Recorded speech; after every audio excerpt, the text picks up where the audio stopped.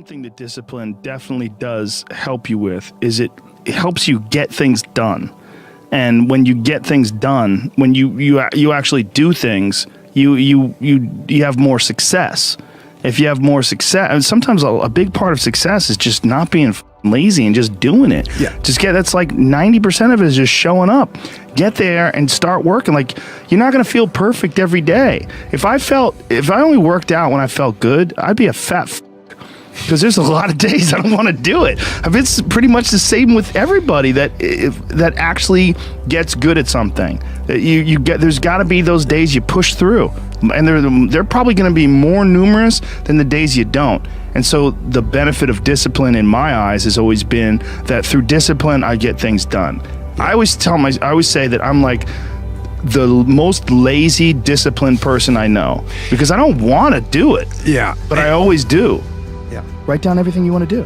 And I don't mean crazy like I'm going to be the Prince of Brunei, I'm going to have a base in the moon. Shut up. This is what I want you to do. Write down what you would like to fix about your life. And then just, if you're 30 pounds overweight, you want to lose 30 pounds? Do it the right way. Go start eating vegetables, monitor your calories, write down what you eat, exercise every day, force yourself to do it. Say you're the general. The brain is the general, the troops are the body. The troops don't want to listen, but you go, you listen, and you get up and you do it, and then you get to write it down. And if you don't write it down, you don't eat, you don't shower. Write that down so you do it. It's like brushing your teeth. It's not something, I don't want to brush my teeth today. What do you want, your teeth to rot out of your head, you dunce? Just do it. Just do it. Make yourself do it. And if you do that, if you write down and do that, you can change who the you are. Our bodies, for whatever reason, most people, their associations are to avoid anything that's uncomfortable. But it's so illogical because when you look at comfort and you look at success and progress and the feelings of accomplishment and of getting past certain hurdles in terms of like how you feel about life, a lot of those are connected to discomfort. Like, discomfort is your friend. It really is. Like, discomfort and not being happy and content with certain situations in life or certain feelings in life, they're massive motivators, and they're amazing at facilitating change. And yet our instinct is to avoid those and just sit on the couch and watch some reality show about dudes who make moonshine with our jaw open, like, it's bizarre. There's a lot of artists and comics, I bet musicians as well, but writers for sure. One of the big problems is sitting down and doing the work. Mm-hmm. And you gotta, and Pressfield talks about that in the most concise and beautiful way, and he labels it like an enemy. He calls it resistance. Mm-hmm. And that you have to sit down and you have to overcome resistance, and that the pro goes to work. And it doesn't matter if you're sick, doesn't matter if you have kids, it doesn't matter what, you're a pro and you go to work, and that just, it puts it in your head that this is what I do. This is what, and you have pride in that. And then when you are in front of that keyboard and you look down the count, it says, I got 1,000 words today. I put 1,000 words in. You're doing the work, and out of that work, gems blossom. Little things, but you might have a day where you just write nothing but dog. So what? Show up again tomorrow, and tomorrow out of that dog, a flower will emerge. You never know, and that's the only way to develop real. Like, to really develop your potential 100% in anything. I enjoy a lot of things, and what I've found that the best way to live my life for me, I'm not saying, other people, some people really love their life to sit around and f*** off. When I sit around and f*** off, I don't like me.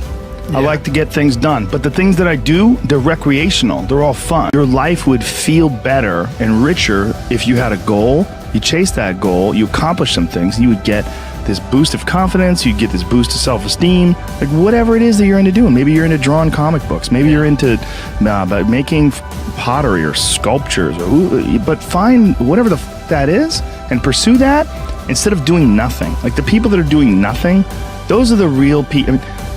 Look, doing something might be as simple as like that Alex Honnold guy. He just climbs rocks.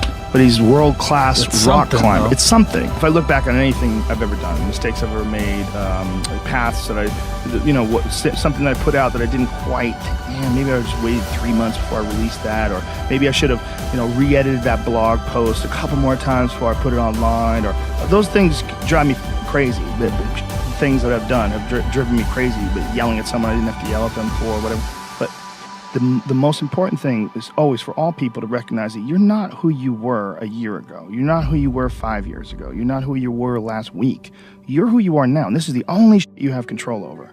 So you got to regulate how much you dwell on regrets of the past. You really got to be careful, because it's good to have a little. Because my regrets, whether it's things of professional nature or the very few regrets friendship-wise, which is one thing that makes me very happy. But there's life is strange. There's a lot going on. There's a lot of factors happening in life. But for sure, who I am now wouldn't have ever happened if I didn't fuck up. If I didn't make those mistakes, I wouldn't have understand the importance of friendship and kindness. And if I hadn't been cruel at some point in my life, or someone hadn't been cruel to me, I wouldn't understand the beauty of love. I wouldn't understand the full range of it, because I hadn't felt the sting. If nobody ever punches you in the face, you don't really appreciate safety. Because a lot of people don't even understand what safety is. You pretend, we're safe, but you are so not safe at any moment. And when someone's punched you in the face a bunch of times, and you've been in a street fight with some guy you barely knew, you got in an argument with him, there's something about regular safety that's sweeter. Yeah. It's more delicious. Yeah. It's more delicious. It's way better to drive your car straight after you almost lost control on a turn. You're like, wah! And then you get back straight, you're like, whoa. For sure. I'm not saying that you should go sideways around corners, but what I am saying is that there's a yin and a yang to this world, man. And you gotta fuel yourself with the fuck-ups. And most people get stuck in these patterns because they define themselves as a fuck-up, or they define themselves as a person who doesn't follow through on their ideas, or a person who doesn't pursue their real interests and loves. You define yourself by that. Well, I guess I start things and I quit. No, you don't. No, you have started things and you quit. And it gives you a horrible sense of regret that's made you define yourself by that. You don't have to do that. You don't have to do that.